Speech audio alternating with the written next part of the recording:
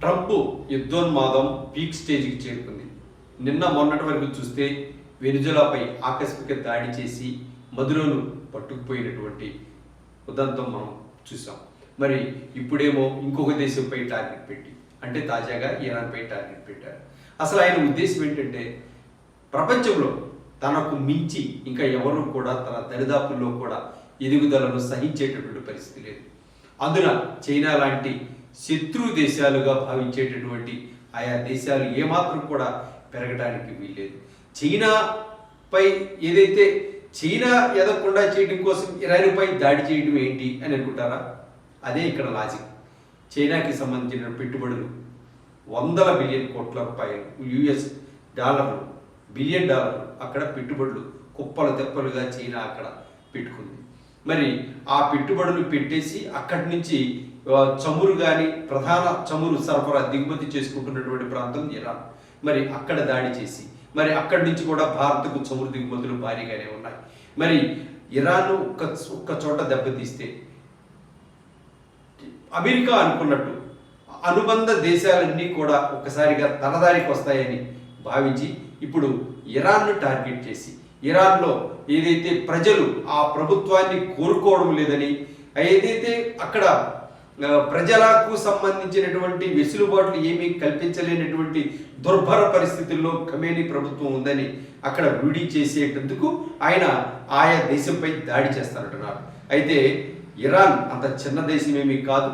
ఇరాన్కు సంబంధించి పెద్ద ఎత్తున ఆయుధ సంపత్తి కానీ భారీగానే ఉంది. ఏదో ఓవర్ నైట్గా ఒకరోజు దాడి చేసి ఏదైతే వెనిజులా మాదిరిగానో ఇంకో విధంగానో చేసేస్తే అక్కడేదో అన్ని చేతులు ఎత్తేసేసి ఇరాన్ సరెండర్ అయిపోతుందని అనుకోవడం భ్రమ. అయితే అమెరికాపై యుఎస్పై గెలవకపోవచ్చు, కానీ కొన్ని రోజులు మాత్రం యుద్ధం కొనసాగింపు ఖచ్చితంగా జరుగుతుంది. మరి ఇటువంటి పరిస్థితుల్లో ఇస్లాం దేశాలన్నీ కూడా ఓ వైపుకు చేరుకుంటాయనేది కూడా ఇక్కడ నిజం.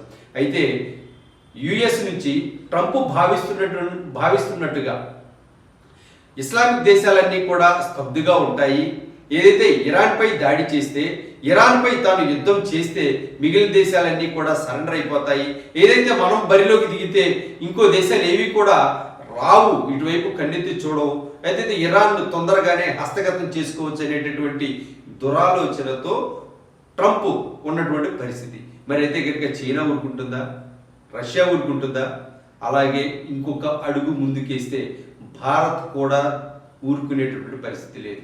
మరి ఇప్పటికే ఖమేనీ భారత్తో కూడా మాట్లాడి ఏదైతే ఇరాన్ ప్రభుత్వం భారత్తో మాట్లాడింది, ఈ విధంగా అమెరికా దుర్నీతిగా పాల్పడుతుంది, మరి దీన్ని కట్టడి చేయాలి అనే విధంగా అమెరికా యొక్క వ్యవహారాన్ని మొత్తం కూడా మోడీకి పోసగుచ్చినట్టుగా ఖమేనీ చెప్పారు.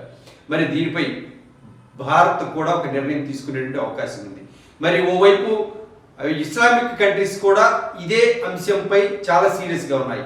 ఇదే విధంగా వదిలేస్తే ట్రంప్ యథేచ్ఛగా ఈ రోజున ఇరాన్, రేపటి రోజున యుఏఈ దేశాలన్నిటిపై కూడా ఇదే విధంగా తను దాడులు కొనసాగిస్తే ఎవరికి చెప్పుకోవాలి? కాబట్టి ట్రంప్ను ఆదిలోనే ఆయన వేసేటటువంటి పిల్లి మొగ్గలను తుంచేయాలనేటటువంటి పట్టుదలకు ఇస్లామిక్ దేశాలు వచ్చాయి. అయితే ఇస్లామిక్ దేశాలు అన్ని ఇటు ఓవైపు వచ్చినా పాకిస్తాన్ మాత్రం ట్రంప్కు కాళ్ళ దగ్గర ఉండాల్సిందే. ఎందుకంటే వాళ్ళు రోజు గడవడం కోసం అమెరికాను అప్పులడుక్కుంటూ బతకాల్సినటువంటి పరిస్థితి. అమెరికా కూడా ఇస్లామిక్ దేశాలు అన్నింటికీ ఇస్లామిక్ దేశాలు అన్ని శత్రువులుగా భావించినా కూడా ఒక్క పాకిస్తాన్ను మాత్రం గుప్పెట్లో పెట్టుకుంటుంది. ఎందుకంటే పాకిస్తాన్ గడ్డపై నుంచి ఇరాన్ కానీ అలాగే భారత్ కానీ చైనా కానీ ఈ దేశాలన్నిటిపై కూడా దాడి చేయడానికి కానీ ఏదైనా యుద్ధ సమయంలో పాకిస్తాన్ గడ్డ చాలా కీలకంగా అమెరికాకు ఉంటుంది. కాబట్టి అంటే ఆసియా దేశాలపై ఎప్పుడు ఎటువంటి దాడి చేయాలన్నా కూడా పాకిస్తాన్ చాలా కీలక ప్రాంతం. మరి అందుకే యుఎస్ నుంచి ట్రంప్ వేసేటటువంటి ఆలోచనలన్నీ కూడా ఈ విధంగానే ఉంటాయి. అయితే ట్రంప్ ఆలోచనతో ఇరాన్పై దాడి చేస్తే గనక ఖచ్చితంగా మూడో ప్రపంచ యుద్ధానికి దారి తీసే అవకాశాలు లేకపోలేదు. ఓవైపు యూరోపియన్ కంట్రీస్ కూడా కొన్ని అమెరికాపై వ్యతిరేకంగానే ఉన్నా కూడా ఏదైతే ఎవరికి వాళ్ళు నాటో కంట్రీస్ కొన్ని ఉన్నాయి, మరి ఈ నాటో కంట్రీస్ కూడా ఈ మూడో ప్రపంచ యుద్ధానికి సపోర్ట్గానే నిలబడేటువంటి అవకాశం ఉంది. ఇస్లామిక్ దేశాలు ఓవైపు వస్తాయి, ఆసియా దేశాలు ఓవైపు వస్తాయి. పాకిస్తాన్ ఏషియా దేశంలో ఒక పాకిస్తాన్ మాత్రమే అమెరికా వైపు మొగ్గిన, ఓవైపు ఇటువైపు భారత్, రష్యా, చైనా ఇవన్నీ కూడా అమెరికాకు వ్యతిరేకంగానే పావులు కదిపేటువంటి అవకాశం ఉంది. ఈ మూడు అగ్రదేశాలు భారత్, చైనా, రష్యా ఈ మూడు అగ్రదేశాలు ఏకమై యుద్ధానికి సై అంటే గనక ఖచ్చితంగా మూడో ప్రపంచ యుద్ధం తథ్యం. ఏదైతే నాటో దేశాలకు ఇప్పటికే రష్యా హెచ్చరికలు జారీ చేసింది. ఉక్రెయిన్ విషయంలో కూడా అమెరికా అనవసరంగా కాలు దూవుతోంది, దొడ్డిదారిన ఆయుధాలు సరఫరా చేస్తుంది. మరి ఈ వ్యవహారాన్నింటినీ కూడా ఒక కంట కనిపెడుతున్నటువంటి భారత్, రష్యా, చైనా ఈ మూడు దేశాలు కూడా చాలా స్తబ్దుగా ఉన్నాయి. ప్రస్తుతం ఇరాన్పై ట్రంప్ ఏమాత్రం దుందుడుకు చర్యలకు పాల్పడినా ఈ మూడు దేశాలు మాత్రం క్షమించేటటువంటి పరిస్థితి లేదు.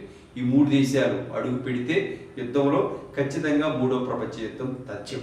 అయితే ఇప్పుడున్నటువంటి పరిస్థితుల్లో ఏమాత్రం కూడా ట్రంప్ ఇరాన్పై దాడి చేసే యోచన నుంచి విరమించుకోక తప్పదు. ఇప్పటికే ఇరాన్పై దాడి చేస్తే పరిస్థితులు మరింత దారుణంగా మారిపోతాయని అమెరికా రక్షణ బలగాలు కూడా ట్రంప్ను హెచ్చరించాయి.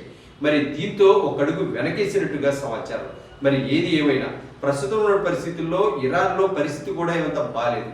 ఎందుకంటే అక్కడ ద్రవ్యోల్బణం అపరిమితంగా పెరిగిపోయింది. ద్రవ్యోల్బణం పెరిగిపోయి కేవలం ఒక అగ్గిపెట్టి ₹1,00,000 పైన పోసి డబ్బులు మూటలు పోసి కొనాల్సి వస్తుంది. కూరగాయలు కానీ ఏవైనా కూడా మార్కెట్కి వెళ్తే లక్షల్లో ఇదే కట్టలు కరెన్సీ తీసుకొని వెళ్ళి మనం కొనుగోలు చేయాల్సినటువంటి పరిస్థితి వస్తుంది. మరి అక్కడ ప్రభుత్వం ఒక ఆర్థిక క్రమశిక్షణ లోపించింది. మరి విచ్చలవిడిగా పరిస్థితులన్నీ కూడా ఒకసారిగా తారుమారు అయిపోయాయి. మరి ఈ పరిస్థితుల నేపథ్యంలో ఖమేనీ ప్రభుత్వాన్ని కూలదొయ్యాలని స్థానికంగా ప్రజలైతే భావిస్తున్నారు. మరి దీన్ని సాగుగా చెప్పి అమెరికా ఇరాన్పై దాడి చేసి పరిస్థితులు చక్కదిద్దుతామనే విధంగా ఇటువైపు ట్రంప్ చెబుతున్నటువంటి పరిస్థితి.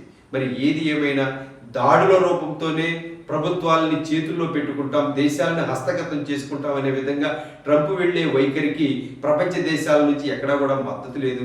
నిజంగా ట్రంప్ ఇరాన్పై దాడి చేస్తే కనుక మూడో ప్రపంచ యుద్ధం తథ్యం.